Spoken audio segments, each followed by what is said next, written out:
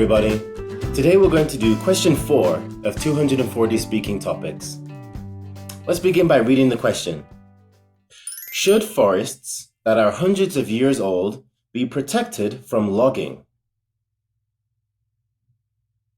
Now next we're going to read the sample answer, but before we do that, let's take a look at this word in the question, because it will come up a couple of times. The word is logging. Logging. Should forests that are hundreds of years old be protected from logging?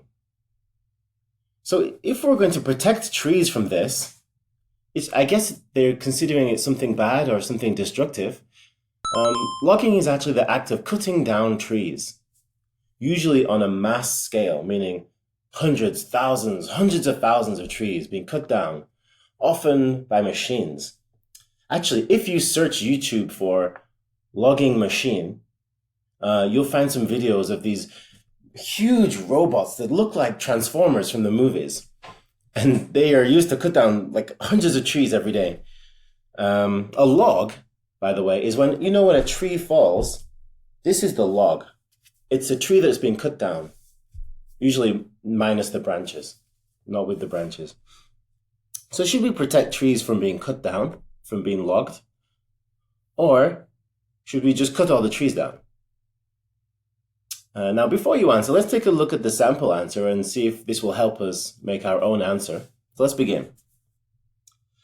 I think that forests that are hundreds of years old should be protected from logging for 2 reasons. First of all, there aren't many places left with tall trees that we can see for ourselves. When people cut down these trees and replace them with newly planted ones, they forget that it takes many years for those new trees to grow into a real forest. Second, we need trees to control global warming, as trees produce oxygen and make the air cooler. Trees also reduce the amount of carbon dioxide and greenhouse gas in the atmosphere. If there aren't enough trees, the earth will become too hot. That is why we need to protect forests that are hundreds of years old. So, in this sample answer, the author, the writer, lets us know in the first sentence what their opinion is. They think they should be protected.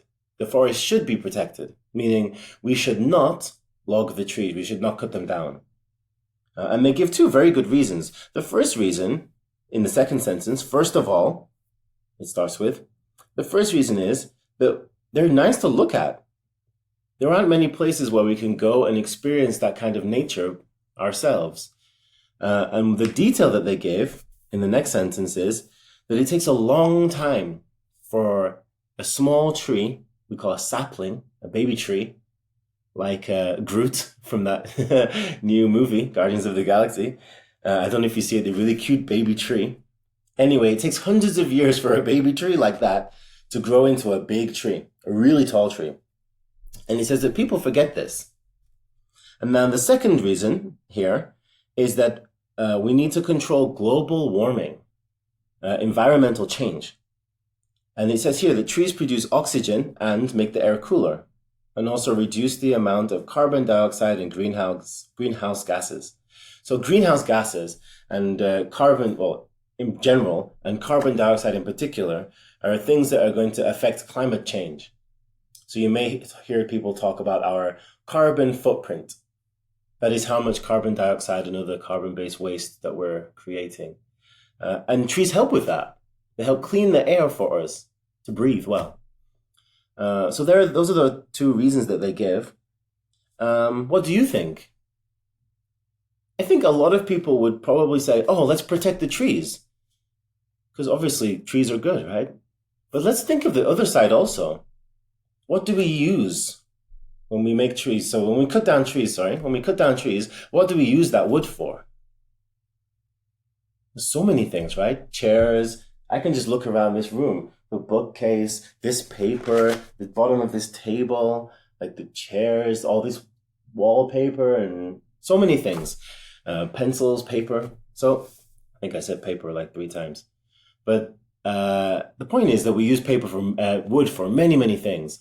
And if we don't cut down the trees, all those things will become really expensive, or at the very least more expensive.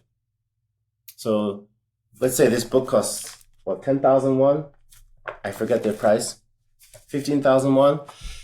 If we don't cut down the trees, maybe this book would cost 30,000 won, 50,000 won, 100,000 won. Is that okay? Would you rather not cut down the trees and pay more, or cut the trees down and pay less? Something to think about. So anyway, I'd like you to think about both sides and then make an argument here, or make an answer rather.